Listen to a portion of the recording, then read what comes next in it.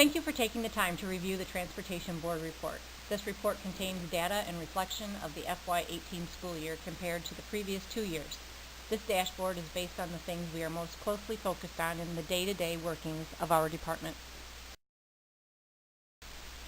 We are very excited to have the Here Comes the Bus app up and running in all 12 of the buses that currently have it installed.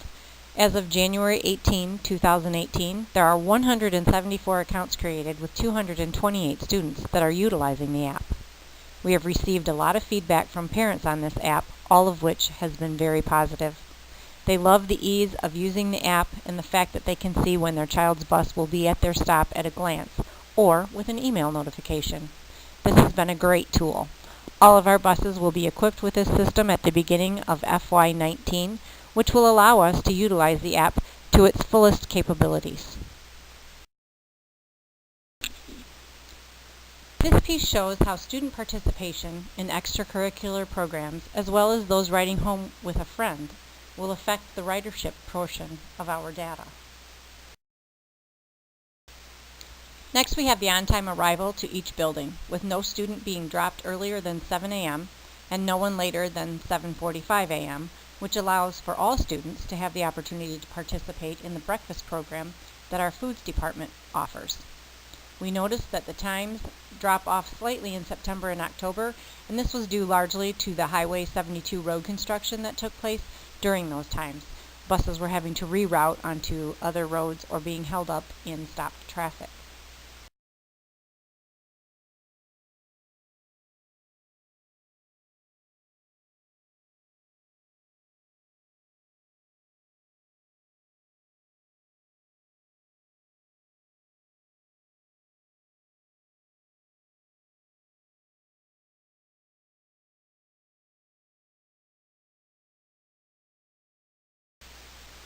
We track the major and minor referrals that occur by bus, student, and building.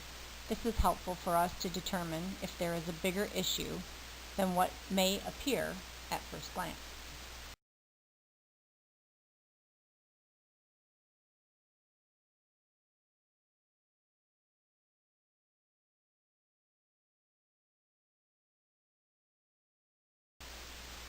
Regular route mileage is greatly affected by students who are displaced but still needing transportation to and from home and school but living outside of our districts.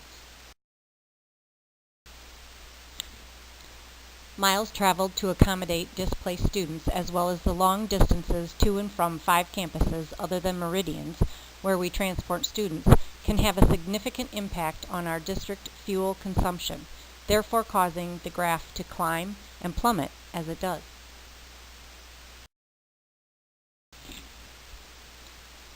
As far as the transportation department, it looks as though once again we will stay within our budget. Finally, we are very concerned about the condition of our garage lot and drive, as well as the poor drainage or runoff water from the rain, snow, and ice melt.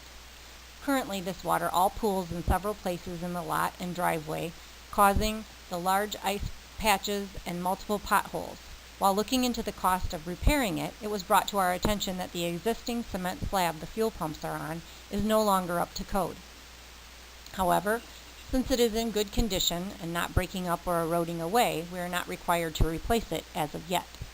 Should we wait until the cement is in poor repair and needing to be replaced, we would need to replace it with one large enough and with curbed sides to contain a large fuel spill.